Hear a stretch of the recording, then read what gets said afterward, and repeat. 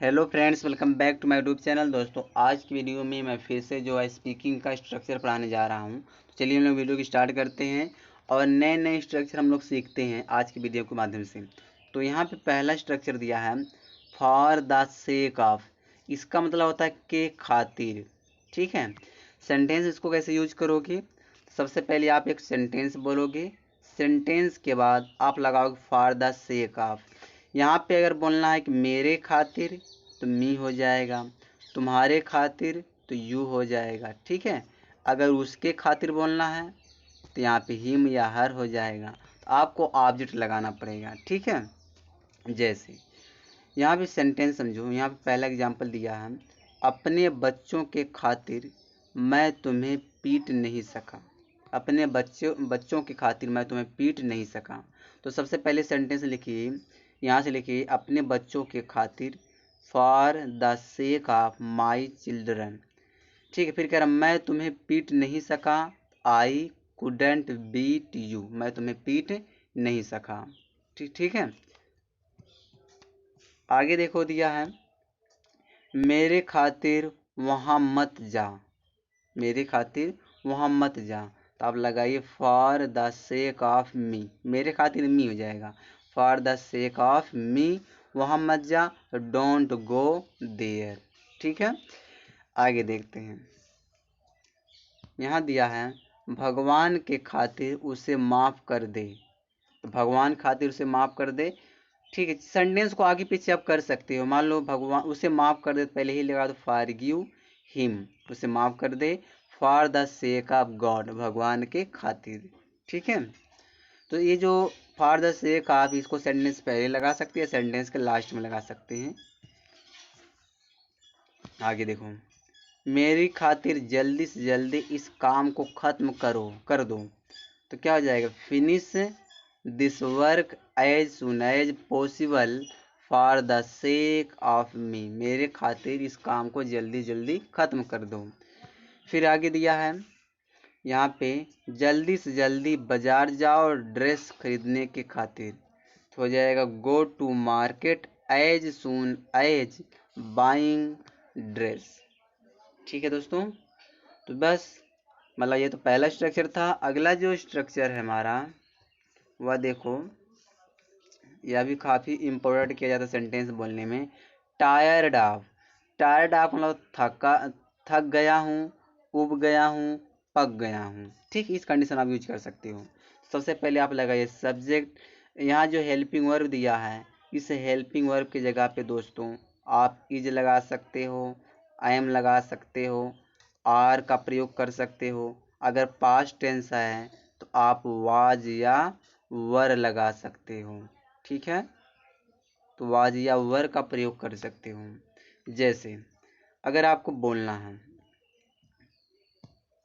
देखो यहाँ बोला मैं तुमसे पक गया हूँ या थक गया।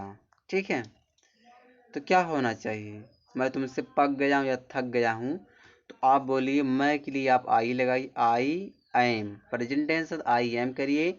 अब टायर्ड ऑफ लगा दिए, टायर्ड ऑफ तुमसे, तो तुमसे के लिए आप यू कर दीजिए, यू हो जाएगा, I am tired of you. मैं तुमसे पक गया हूँ या मैं तुमसे थक गया हूँ। ठीक है, दूसरा जो सेंटेंस यहाँ दिया है, अगला जो यहाँ सेंटेंस है, मैं आपके लेक्चर से थक गया हूँ। तो हो जाएगा I am tired of your lecture. मैं आपके लेक्चर से थक गया हूँ। ठीक है, आगे देखो, अगला जो सेंटेंस है, मैं इस काम से पक चुका हूँ। तो हो जाएगा I am tired of this work. मैं इस काम से पक चुका हूँ। ठीक है, तो यह था टायर्ड ऑफ का यूज। आगे देखो,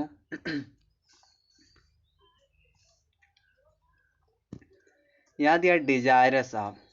डिजायरस आपका मतलब होता है इच्छुक होना, चाहत होना।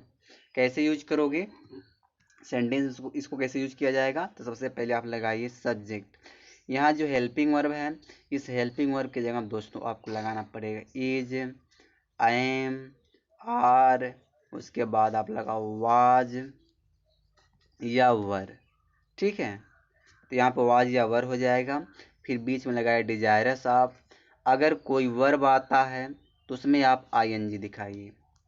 ठीक है, अगर कोई वर्ब आ रहा है तो उसको आप आईएनजी फॉर्म में दिखाइए। अगर कोई नाउन आता है तो आप नाउन को लिख दीजिए। तो चलिए एग्जाम्पल देखते हैं। यहाँ दिया मैं तुमसे बात करने का इच्छुक हूँ। तो मैं तुमसे बात करने की इच्छुक हूँ, तो मैं के लिए आई एम लगाइए, डिजायरस आप। अब बात करना, तो बात करना एक वर्ब है, तो अब डिजायरस आपके बाद क्या करना पड़ेगा, टॉकिंग करना पड़ेगा। टॉक मैंने बात करना तो आईएनजी जोड़ देंगे, टॉकिंग हो जाएगा टॉकिंग। और टॉकिंग से टू लगता है जब कोई पर्सन आता है, तो टॉकिंग टू यू, तुमसे बात करने के लिए टॉकिंग टू यू हो जाएगा। आई एम डिजायरस आप टॉकिंग टू यू। ठीक है, दूसरा देखो, उसे एक बाइक खरीदने की इच्छा है, तो he is desirous of buying a bike. जब भी कोई वर्ब आएगा उसको आईएनजी फॉर्म में दिखाना पड़ेगा। दूसरा जो अगला जो सेंटेंस हमारा तीसरा जो सेंटेंस है, उसे मेरे साथ रहने की इच्छा है, तो she is desirous of living with me, मेरे साथ रहने की उसे इच्छा है। आगे दिया है, यहाँ दिया है मुझे बियर पीने की इच्छा है, तो क्या हो जाएगा, I am desirous of drinking alcohol, I am desirous of drinking alcohol. ठीक है दोस्तों, चलिए आगे देखिए। अगला जो हमारा स्ट्रक्चर है वह द वे। द वे का मतलब होता है जिस तरीके से, जिस तरह से। ठीक है, जैसे आपको बोलना है जिस तरीके से तुम चलती हो वह आकर्षक है। तो पहले लिखिए जिस तरीके से, अंग्रेजी द, एक मिनट, यहाँ दे वे नहीं होगा, दा वे होगा। ठीक दोस्तों, दे की जगह आप दा करिए, गलत कर दिया है। दा वे, तुम चलती हो, यू वॉक। वह आकर्षक, यहाँ पे वॉक अंग्रेजी नहीं लिखना है। ठीक, आकर्षक इज लगा, इज रियली अट्रैक्टिव हो जाएगा। तो the way you walk is really attractive, जिस तरीके से तुम चलती हो वह आकर्षक है। आगे देखो, जिस तरीके से तुम डांस किया था, तुमने डांस किया था बहुत ही अच्छा था। तो पहले आप लिखिए जिस तरीके से, तो द वे, तुमने डांस किया था पास्ट टेंस, अपने टेंस तो यू डांस्ड हो जाएगा। ठीक, वह बहुत अच्छा था, तो वाज लगाइए वेरी गुड। ठीक है, वाज वेरी गुड हो जाएगा। ठीक है, आगे देखो, जिस तरीके से तुम खाना खाती हो वह सबसे अच्छा तरीका है खाने का। तो क्या हो जाएगा, जिस तरीके से, जिस तरीके से दावे तुम खाना खाती हो, यू ईट फूड हो जाएगा।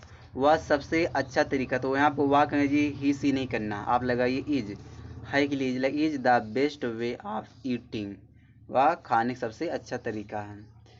ठीक है, आगे देखिए, लोग पसंद करते हैं जिस तरह से मैं बोलता हूँ, तो पीपल लाइक, लोग पसंद करते हैं द वे, जिस तरीके से आई स्पीक, मैं बोलता हूँ।